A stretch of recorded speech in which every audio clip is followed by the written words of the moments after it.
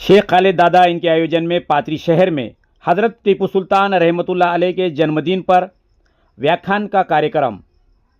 पाथरी शहर के ईदगाह नगर में हज़रत टीपू सुल्तान रहमतुल्लाह अलैह के यौम पैदाइश पर शेख खालिद दादा मित्र मंडल व हज़रत टीपू सुल्तान ब्रिगेड पाथरी की ओर से 29 नवंबर 2024 को व्याख्यान का कार्यक्रम रखा गया था। हज़रत टीपू सुल्तान इनका पूरा नाम सुल्तान फतेह अली टीपू। इनका जन्म 20 नवंबर 1750 को हुआ और 4 मई 1799 को इंतकाल हुआ। टीपू सुल्तान मैसूर के सबसे महान सुल्तान थे, जिसने 1782 से 1799 तक शासन किया। टीपू मैसूर का शेर, ये सुल्तान हैदर अली इनके सबसे बड़े बेटे थे। वो मैसूर राज्य के शासक थे। टीपू सुल्तान भारतीय उपमहाद्वीप में अंग्रेजों के खिलाफ लड़ने वाले आखिरी मुस्लिम शासक थे। उन्होंने और उनके पिता सुल्तान हैदर अली ने 50 सालों तक अंग्रेजों को दक्षिण भारत पर कब्जा करने से रोके रखा था और कई बार ब्रिटिश सेना को हराया। टीपू सुल्तान ने कहा था, शेर की एक दिन की जिंदगी गिदड़ की 100 साल की जिंदगी से बेहतर है। आज इस महान योद्धा के यौम पैदाइश पर पाथरी शहर में जुलूस और बच्चों में मीठा खाना तकसीम करते हुए उनके बहादुरी के किस्से और वाक़यात को पेश किया गया, जिसमें जनाब नासिर शेख, प्रदेश कार्यकारी अध्यक्ष बहुजन मुक्ति पार्टी महाराष्ट्र, जनाब विकास पाथरीकर, प्रदेशाध्यक्ष लहुजी क्रांति मोर्चा और जनाब नितिन कामड़े, संयोजक बहुजन क्रांति मोर्चा, इन्होंने हजरत टीपू सुल्तान रहमतुल्लाह अलैह के जीवन चरित्र पर अपने ख्यालात पेश करते लोगों के सामने वाक़े पेश किए। कार्यक्रम शेख खालिद दादा इन्होंने शुरुआत की तो आभार शुक्रिया डॉक्टर वैराड़ इन्होंने किया। इस कार्यक्रम में वाजिद बेग, माजी नगर सेवक अजय पाथरीकर, अकबर खान पठान, रफीक पठान, असलम शेख, अलीम अंसारी, भागवत कामड़े, बशीर खान, शेख मिनाज, शेख मोहसिन, शेख बबलू, नसीम खान और ईदगाह नगर और पाथरी शहर के और अतराफ के हर समाज के लोग शरीक थे। शेख खालिद दादा इन्होंने रखे इस कार्यक्रम को लेकर पाथरी शहर में तारीफ की जा रही है। लोगों से सुनने को मिल रहा है कि ऐसे कार्यक्रमों से इतिहास जिंदा रहता है। देखते हैं एक नजर। नितिन कामड़े सर है, ये आपको सविस्तर बताएंगे। मगर पहले जैसी जंग थी, आज भी वो जंग चालू है। कैसी चालू है?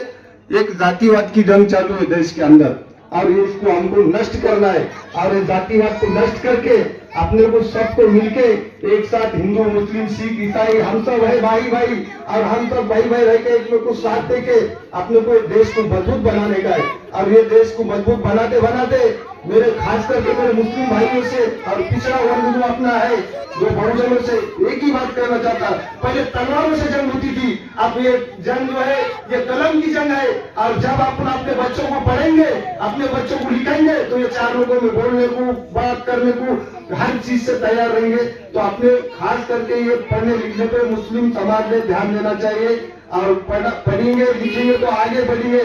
डॉक्टर बाबा साहब आंबेडकर ने कहे थे, शिका संगठित व्हा आणि संघर्ष करा। अपन सीखेंगे तो संघर्ष और संगठित कहता होंगे। अपने को संगठन करने का है तो पहले अपने को पढ़ाई करना पड़ेगी और अपने बच्चों को अच्छे स्कूल में पढ़ाना पड़ेंगे। और ये स्कूल में अच्छे बच्चे पढ़ेंगे तो उनको आगे तलीम आएगा, उनको दिमाग आएगा, वो उनको कहाँ क्या बोलने का, कहाँ क्या करने का, कौन से ऑफिस में जाने का, किससे कितनी बात करनी की, वो समझ में आएंगी। मैं आपका दादा टाइम नहीं लेते हुए अपने मेहमान आने वाले मैं यहीं पे मेरे 2 अल्फाज खत्म करता हूँ। जय हिंद, जय महाराष्ट्र, खुदा हाफिज। लफ्जों में आपने बहुत ही देश के हालात और जो जरूरत है उस पर बात की है। आज के इस कार्यक्रम के लिए जो प्रवक्ता है उसमें से हमारे नितिन भाई कामड़े, मैं उनको गुजारिश करता हूँ, बहुजन क्रांति मोर्चा जिला संयोजक, ये अपने ख्यालात हजरत टीपू सुल्तान के बारे में रखे और मार्गदर्शन करें।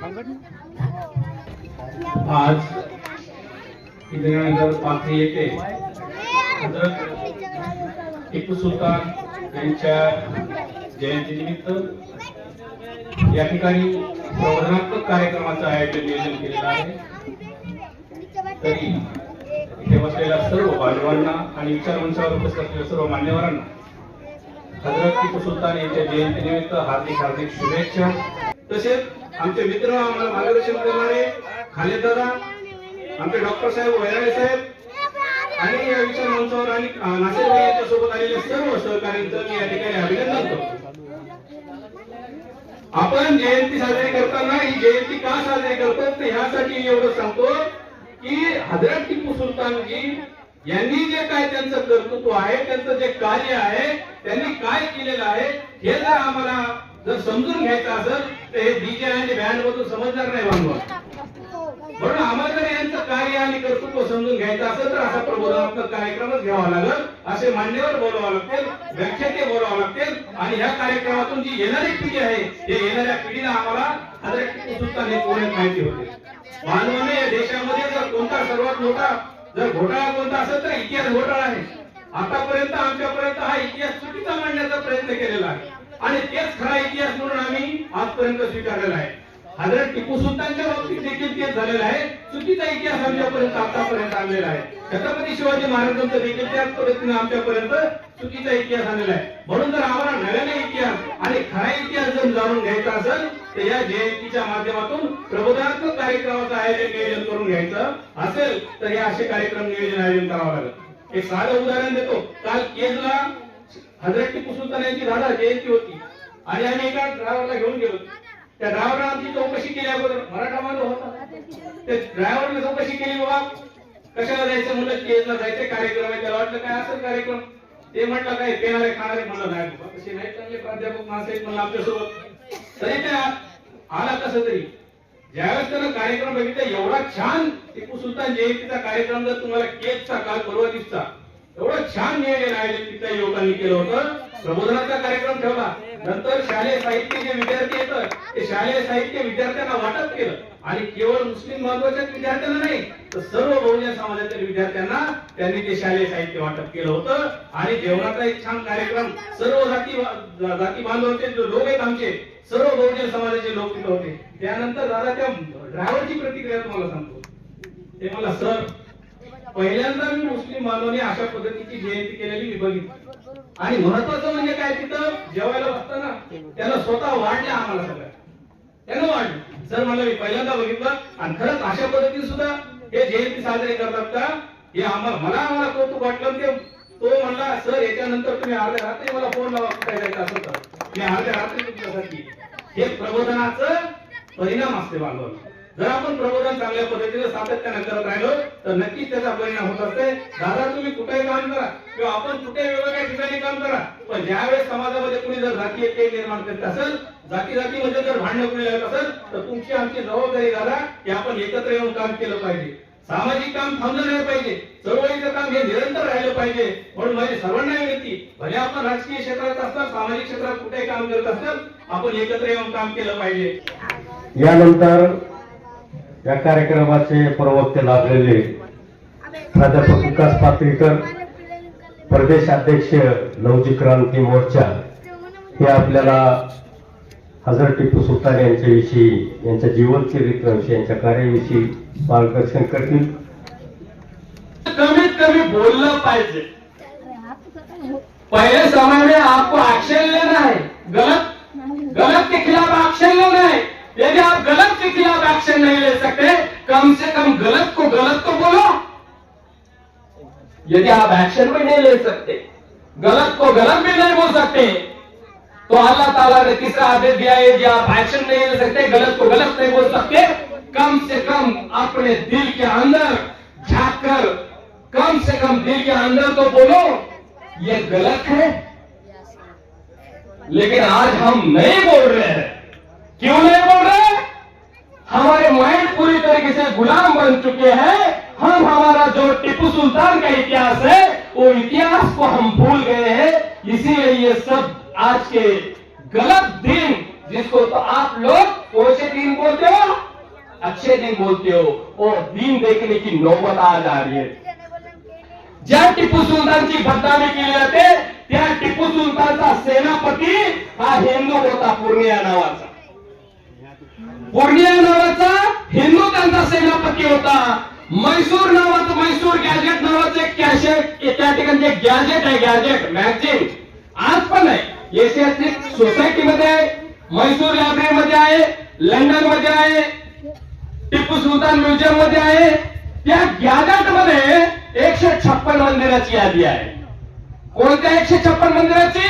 ज्या 156 मंदिराला टिपू सुलताननं देणग्या दिल्या.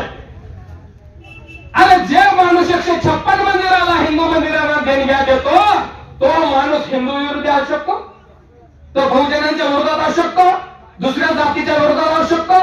आणि टिपू सुलतान वयाच्या 17व्या वर्षी हैदर अलीला लिखित त्या ठिकाणी जाहीरनामा लिहून दिला आणि सांगितलं, पिताजी वालिद, मैं जब भी यहाँ पे राज्य कारभार करूंगा, ज्यावेळेस पण मी या ठिकाणी राज्य कारभार करेल, राज्य कारभार करत असताना मी वांशिक आणि जातीय भेदभाव करणार नाही. त्या इंदिरानगर मध्ये आलेली आहे आणि ती समज तुमच्यामध्ये सुद्धा आहे असं मला वाटतं. आणि आम्ही जो तुमच्याबद्दल जो विश्वास व्यक्त केलेला आहे त्या विश्वासाला तुम्ही तडा जाऊ देणार नाही असा विश्वास व्यक्त करतो. आणि हजरत अली टिपू सुलतान साहेबांच्या योवेशे पैदाइशच्या पुन्हा एकदा तुम्हाला खूप साऱ्या शुभेच्छा देतोय. आयोजकांनी या ठिकाणी मला बोलवलं, माझा यथोचित मान सन्मान केला, त्याबद्दल आभार, धन्यवाद. जय जिजाऊ, जय शिवराय, जय मनी निवासी, जय भीम. इसके बाद खास तौर पे जिन्होंने अपने को वक्त दिया इस कार्यक्रम के लिए, मैं उनको दावत देता हूँ. हमारे नासिर भाई शेख, संयोजक भारत मुक्ति मोर्चा भीड़, ये खास तौर पर यहाँ पर आए हुए हजरत टिपू सुल्तान के जीवन चरित्र पे वो तकरीर करेंगे. अब सुन लीजिए शेख नासिर भाई. अस्सलाम वालेकुम, जय भीम, जय मूल निवासी, जय जिजाऊ, जय शिवराय. आज इस टीपू सुल्तान जयंती के अवसर के ऊपर, टीपू सुल्तान जो है इस मुल्क के 18 पकड़ जातियों के राजा थे, सिर्फ मुसलमानों के नहीं थे. जिस तरीके से छत्रपति शिवाजी महाराज के ताल्लुक से बोला जाता कि छत्रपति शिवाजी महाराज 18 पकड़ जाति के राजा थे, तो उन 18 पकड़ जातियों में मुस्लिम लोग भी थे. आज मुस्लिम लोगों के अंदर जो है ये गलतफहमी कहां से आ गई कि मुस्लिम लोग जो है शिवाजी महाराज के ताल्लुक से गलत इतिहास पढ़ा है या सुना है. गलत इतिहास कौन सा पढ़ा है? स्कूल के अंदर जो हमारे बच्चे पढ़ रहे हैं एकेडमिकल है, जो एजुकेशन सेक्टर पे ऊपर जो बैठा हुआ है ना शिक्षण मंडल, जो सिलेबस बनाने का काम करता, इतिहास में वही लोगों को पढ़ने का अधिकार मिला था. इस मुल्क के जो ओरिजिनल यहाँ के नागरिक हैं, मूल निवासी हैं, उनको हजारों साल से तालीम से वंचित किया गया. उन्होंने अपनी तारीख बनाई, अनपढ़ होने की वजह से लिखकर महफूज नहीं कर सके. और जिनकी कोई तारीख नहीं है, तारीख है धोखेबाजी की, बदमाशी की, 420 की, इस मुल्क के साथ गद्दारी करने की, जिस मुल्क ने उन्हें इस मुल्क के अंदर, हमारे इस मुल्क ने बाहरी लोगों को सहारा दिया. कब? जब वो परेशान थे, बेघर थे, भूखे प्यासे, नंगे थे और भारत में आए, जिसे पढ़ने के अंदर कुछ सालों तक सिलेबस में पढ़ाया जाता था आर्यन आगमन बोल के.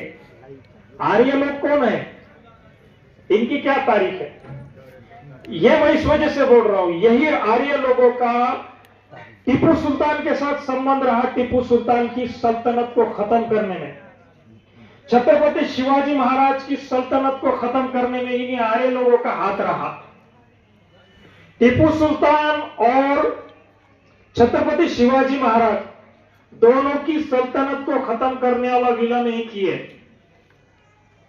पिछले साल डॉक्टर विलास खराब साहब ने स्टेटमेंट दिया, सोशल मीडिया में हमारी मुलाकात हुई, तो उन्होंने कहा है कि दस्तावेजी सबूत हमें ऐसे मिले कि अंग्रेज लोग टीपू सुल्तान को हराने के बाद जिंदा पकड़ने वाले थे, मारने वाले नहीं थे, जिंदा पकड़ने वाले. क्यों? टीपू सुल्तान दुनिया के फर्स्ट मिसाइल मैन है. दुनिया का पहला मिसाइल मैन है। अब मिसाइल हमारे इस मुल्क के अंदर तोप लाने वाला बाबर है। मुगलों के अंदर पहले शासक जो थे बाबर, इन्होंने तोप लेकर आए। उसके पहले भारत में तोप किसी ने इस्तेमाल नहीं की। वो भी एक छोटी सी मिसाइल की तरह ही है कि दूर तक मार करना, लेकिन बहुत दूर तक टारगेट पकड़ के मार करना आज की जो एडवांस टेक्नोलॉजी है मिसाइल की, एक इस कोने में बैठकर दुनिया के किसी भी कोने में मिसाइल दागी जा सकती। यहां तक कि चांद पर जो जाने वाली टेक्नोलॉजी, उसकी शुरुआत करने वाले टीपू सुल्तान, और ये कंसेप्ट शुरू किया था हैदर अली ने। हैदर अली भी एक इंजीनियर थे और टीपू सुल्तान ने उस मिसाइल के ऊपर मेहनत करके उसको इतना एडवांस बना दिया कि अंग्रेजों को, टीपू सुल्तान को सीधी जंग में हराना नामुमकिन हो गया। उसलिए अंग्रेजों की पॉलिसी थी, अंग्रेजों का और टीपू सुल्तान का जातीय युद्ध नहीं था, धार्मिक जातीय युद्ध नहीं था। मुगलों का और छत्रपति शिवाजी महाराज का जातीय धार्मिक युद्ध नहीं था। लेकिन आज के वक्त में सियासत में बैठे हुए जो मक्कार बेईमान बाहरी लोग हैं, इस मुल्क के नहीं है, विदेशी लोग हैं। विदेशी कौन से हिसाब से? भारत के अंदर 2001 में 21 मई 2001 में टाइम्स ऑफ इंडिया के अखबार में खबर छपी, इस मुल्क के अंदर की अपर कास्ट कम्युनिटी यूरोपियन है। अब अपर कास्ट कम्युनिटी कौन है, स्वर्ण मर्द पुरुष कौन है, ये हमें पढ़ना और डिस्कस करना पड़ेगा। 2009 में, 2011 में और इसके ऊपर रिसर्च हुई अच्छी तरीके से। उसमें पुराने मिले एससी, एसटी, ओबीसी। एससी के अंदर 1700 जातियां है, जिसको हम शेड्यूल कास्ट बोलते हैं, जिसमें महार, मांग और इसी तरीके से लगभग 1700 जातियां है। एसटी है, जिसको आदिवासी बोलते हैं, जिसमें 1300 जातियां है। और ओबीसी, जिसमें बागवान है, तेली, तमोली, कुमार है, इस टाइप से 18 जाति है। इसके अंदर ओबीसी के अंदर 3600 जातियां, कुल मिलाकर इन जातियों का समूह बनता है 6247। ये 6247 जातियां, और इनमें से कन्वर्ट होके, इनमें से 6247 जातियों में से कन्वर्ट होके मुस्लिम, सिख, जैन, बुद्धिस्ट, लिंगायत और क्रिश्चियन, ये 6 कम्युनिटी उसमें से कन्वर्ट हुई। इनका डीएनए, एससी, एसटी, ओबीसी का डीएनए भारत के जो सबसे पुराना डीएनए है, 5000 साल पुराना, उस डीएनए का नाम है L3NN। उस डीएनए के साथ में एससी, एसटी, ओबीसी का 100% डीएनए मैच। मुस्लिम, सिख, जैन, बुद्धिस्ट, लिंगायत और क्रिश्चियन का डीएनए 100% मैच। जिन मुसलमानों पे और क्रिश्चियंस पे हुकूमत के तरफ से जुल्म अन्य अत्याचार हो रहे कि मुस्लिम विदेशी है, क्रिश्चियन विदेशी है, क्यों है? उसका कारण दिया जाता, इस्लाम बाहर से आया, मुसलमान बाहर से आए। हम देखते तो हमको ऐसा लगता मुगल बाहर से आए तो हम मुगलों की औलाद है। ये जो प्रोपेगेंडा चलाया जा रहा ना हमारे अंदर, तहकीक करना उस पर, जो लोग ये बोलते हम मुगलों की औलाद है, मुगल बाहर से आए, भारत के नहीं है, तो फिर सीधे सीधे हम विदेशी अपने आप को डिक्लेयर कर रहे, और विदेशी डिक्लेयर कर रहे बोल के एनआरसी करने वाले हो, हमारे कागज बताओ। और जो लोग खुद विदेशी हैं, वो अपना विदेशीपन छुपाने के लिए उनको एक्सपोज करने वाले जो कम्युनिटी है इस मुल्क के अंदर, जो धर्म है, मसावत को मानने वाले 6 धर्म है इस मुल्क के अंदर। कितने हैं? 6 धर्म। इस्लाम मसावत को मानता, बराबरी को। मुस्लिम, सिख, जैन, बुद्धिस्ट, लिंगायत, क्रिश्चियन, 6 धर्म बराबरी मसावत को मानते हैं। लेकिन दुनिया में ऐसे 3 धर्म है, हमारे मुल्क में 3 धर्म है। दुनियाई सतह पर एक धर्म है जो मसावत को नहीं मानता, बराबरी को नहीं मानता, तो उन्होंने उनका एक कानून बनाया वाला है जिसको मनुस्मृति बोला जाता है हमारे इस मुल्क के अंदर। और ये मनुस्मृति को मानने वाले, चलाने वाले उन्हीं यहूदियों की औलाद है। इसकी यहूदियों की औलाद, इन यहूदियों की औलादों ने भारत में आके इतना फसाद किया, इतना फसाद किया, इतना फसाद किया, उनकी तारीख है फसादी। लेकिन इस मुल्क के अंदर जो अमन और इंसाफ कायम करने के लिए जो मजहब काम कर रहे, मसावत बराबरी कायम करने के लिए, अब इस मुल्क के अंदर मुसलमानों के अंदर जिसने इस्लाम को फैलाया उसको आतंकवादी बोला जाता है। इस्लाम लाने वाले, इस्लाम को फैलाने वाले, इस्लाम के अंदर मैं मुसलमान हूं तो मुसलमान के लिए 3 दर्जे हैं इस्लाम के अंदर। कौन से? पहले दर्जे का मुसलमान मतलब ईमान वाला। ईमान वाला आम जबान में, अरबी जबान में हम बोलते हैं, लेकिन आम जबान में मुसलमान। पहले दर्जे का ईमान वाला, ऊंचे दर्जे का मजबूत ईमान वाला वो है जो जालिम के जुल्म को हाथ से रोके। दूसरे दर्जे का, उसके नीचे वो ईमान वाला दूसरे दर्जे का जालिम के जुल्म को जबान से रोके। तीसरे दर्जे का ईमान वाला ही मुसलमान जालिम के जुल्म को अब हाथ से और जुबान से रोकने की उसके जिस्म में, जुबान में ताकत नहीं है। उसको डर है, मैं अगर इसको रोकूंगा तो ये मेरे ऊपर भी जुल्म करेगा, मुझे भी मजलूम बना दे। अब हिकमत यह है तीसरे दर्जे की, वहां से निकल जाओ, ये आधी जिम्मेदारी। और आधी आगे है, हमारे पास बोलने सुनने में आधी जिम्मेदारी बोलकर कट मारना सिखाया जाता। इसकी वजह से मुस्लिम कौम के अंदर कट मारने का मिजाज हो गया। कट मारने का मिजाज, मेरे को जुल्म हो रहा, आप लोग सामने से तीसरे दर्जे के ईमान को ये समझ रहे कि मैंने यहां से निकल जाना, आपने कट मार। जब आप पे जुल्म होगा मैं कट मारूंगा, आप पे क्या गुजरेगी? तीसरे दर्जे के ईमान की खासियत यह है वहां से निकल जाना। क्यों? भीड़ का हिस्सा नहीं बनना।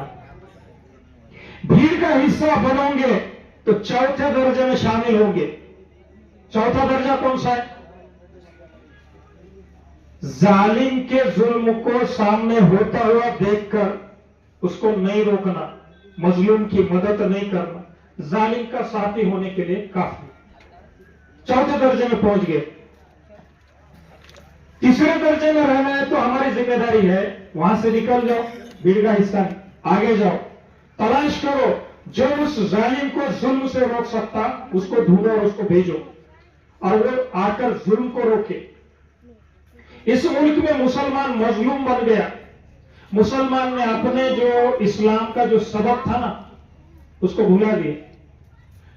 हम जो मिशन में काम कर रहे हैं, मानसे कि इस मुल्क के अंदर एक ऐसी तंजीम है जो कमजोर, मजलूम, गुलाम लोगों को एजुकेट करती, यूनाइट करती, तालीम तरबियत देती, उनको बेदार करती और उनको जोड़ती, आपस में इत्तेहाद कराती है। फिर जालिम के मुकाबले में जितना जालिम का बड़ी ताकत है जुल्म करनी, उतनी बड़ी ताकत बना के जालिम के साथ में लड़ती है और जालिम को हराने का काम कर रही। उसका नाम बामसेफ है इस मुल्क के अंदर। दूसरे जो जालिमों का संगठन है इस मुल्क के अंदर, लोग बोलते हुए सुनते हुए डरते, हम नहीं डरते। इस मुल्क के अंदर बाहरी जो लोग हैं, यहूदियों की जो औलादे हैं, उनकी तंजीम है जिसको मनवादी तंजीम बोला जाता है, आरएसएस। आरएसएस ऐसी तंजीम है, यह आरएसएस वही है तंजीम बाहरी लोगों की जिन्होंने टीपू सुल्तान के साम्राज्य का अंत किया, जिसने छत्रपति शिवाजी महाराज के साम्राज्य का अंत किया। टीपू सुल्तान के साम्राज्य में ऐसी क्या खासियत थी सर ने बताया। लेकिन आज के वक्त में टीपू सुल्तान की जो क्वालिटीज थी, अगर अभी के हुक्मरानों में आई तो हम लोग सब खुशहाल हो जाएंगे। उस वक्त में छत्रपति शिवाजी महाराज के साम्राज्य के अंदर जो क्वालिटीज थी राजपाट चलाने की, आज के हुक्मरान में आई तो हम सब खुशहाल हो जाएंगे।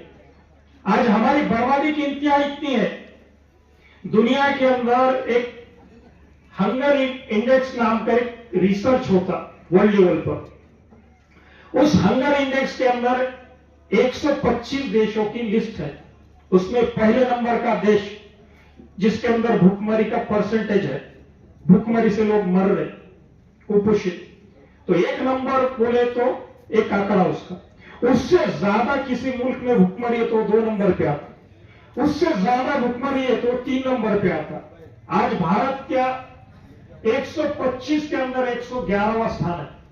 तो हमारे मुल्क के अंदर देखो कितनी तादाद बढ़ गई भुखमरी की। 80 से 83 करोड़ लोग भुखमरी के शिकार है। उस वजह से गवर्नमेंट को 5 किलो गेहूं और 2 किलो चावल देना पड़ रहे, और वो हम तुम पर एहसान कर रहे ये देकर, ये बोल रहे। लेकिन अगर हम संविधान को पढ़ते हैं, कुरान को पढ़ते हैं, जिसके संविधान के कुरान के मुताबिक टीपू सुल्तान ने अपना राजपाट चलाया। टीपू सुल्तान को हैदर अली ने गद्दी पर बिठाने से पहले कुछ शर्तें उनके सामने रखी थी। जो हुकूमत का खजाना है ये रियाया का है, तुम्हारा पर्सनल नहीं रहेगा, इसमें से तुम कुछ लेकर जाती खर्च नहीं कर सकते। जो तुम्हारा मिकदार तय है वो तुम खर्च कर सकते, उससे ज्यादा लेकर तुम खर्च नहीं कर सकते। टीपू सुल्तान ने जालिमों को रोकने के लिए इतने बेहतरीन इकदाम किए थे। जालिम को जुल्म से रोकना, जालिम को फौरन सजा देना। यही हाल छत्रपति शिवाजी महाराज के पास भी था। छत्रपति शिवाजी महाराज के वक्त में एक कोई पाटिल है, पाटिल कौम के लिए या मराठा के लिए नहीं बोल रहा हूं मैं, एक पाटिल नाम का व्यक्ति था। उस वक्त उसने एक महिला के साथ जुल्म अन्य अत्याचार किया। छत्रपति शिवाजी महाराज के पास उस महिला ने जाकर उसकी शिकायत की, फिरियाद लगाई, मुझे इंसाफ चाहिए। छत्रपति शिवाजी महाराज ने फौज भेजी और भेजकर बुलाया, पकड़ के मंगवाया, उसको पकड़ के लाए सैनिक जाकर, और पकड़ कर लाने के बाद उसके ऊपर केस चला, साबित हो गए। छत्रपति शिवाजी महाराज ने इसके हाथ और पैर काटो बोली। वो तारीख थी, पहला उसने किया था एक महिला के साथ जुल्म अन्य अत्याचार। छत्रपति शिवाजी महाराज के स्वराज्य में बाद में दूसरी घटना हुई नहीं। वो